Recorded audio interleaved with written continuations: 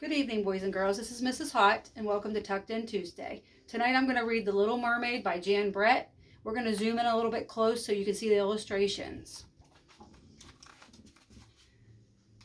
Under the sea, an octopus family got ready for a swim before breakfast. Time to put on your new hat, baby, said Oke-san. Baby did not like the floppy new hat. The hat was not happy either.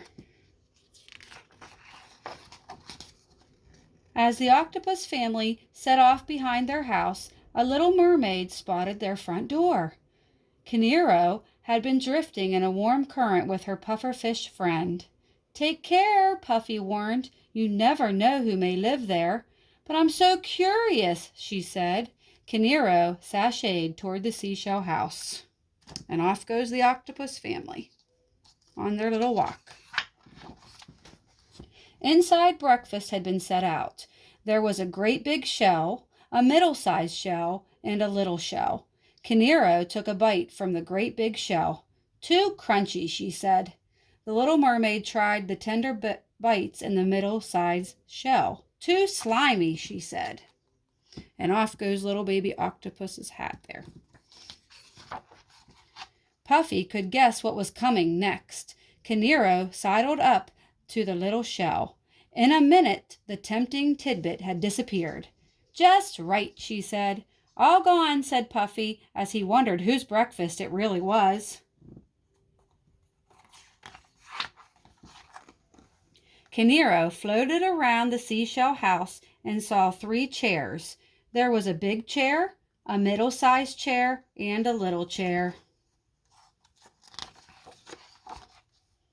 She sat down on the large coral chair. Too many bumps, she said as she smothered her scales. Kinero wriggled into the middle-sized chair. Down she went. This chair is too slippery, she gasped. She fell right on the floor. The little chair was the prettiest of all, and Kinero sat on it. Just right, she said, and she gave her fins a flippery flip. All that wiggling broke the chair to bits.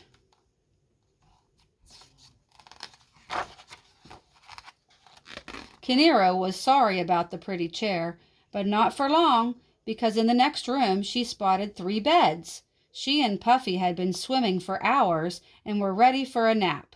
She swam over and settled in. What sweet dreams we'll have, she told her friend.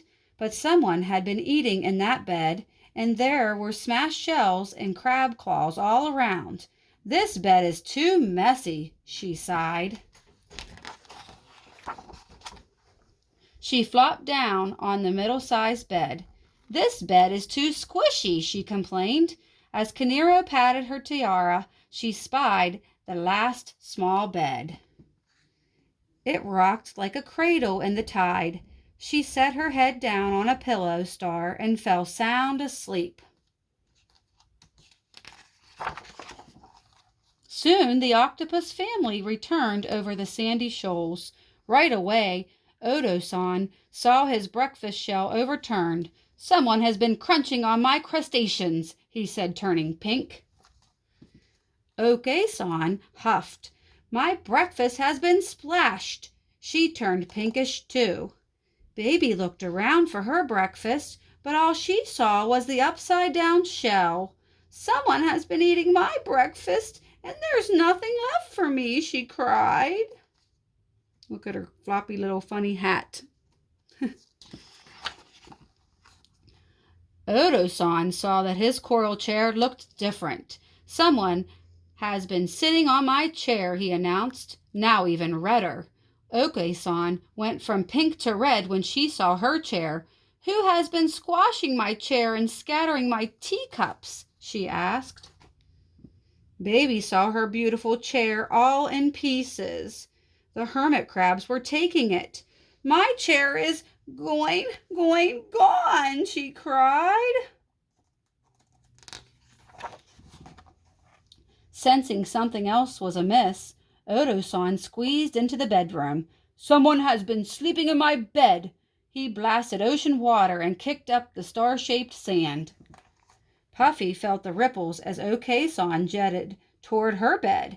The soft seaweed she liked to drowse in was tangled and torn. "Someone has been sleeping in my bed," she said.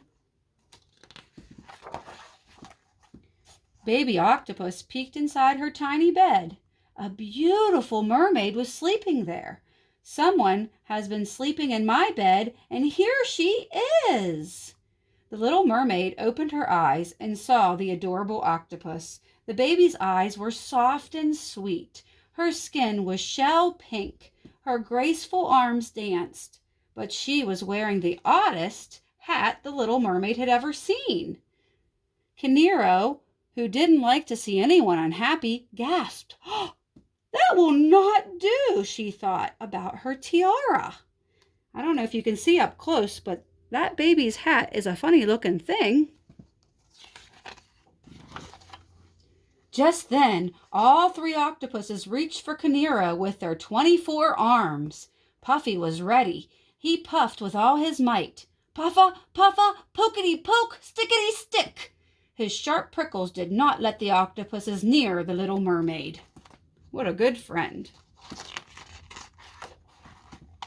Kinero, Puffy, and their new friend Ray floated away in the warm current. They couldn't stop smiling about the baby octopus. So what do you notice about that? The stingray looks a little bit like the hat the baby had on. And what happened to baby octopus? She looked radiant in her beautiful new tiara. The end. I hope you enjoyed Tucked In Tuesday. We'll see you next time, boys and girls. Thank you.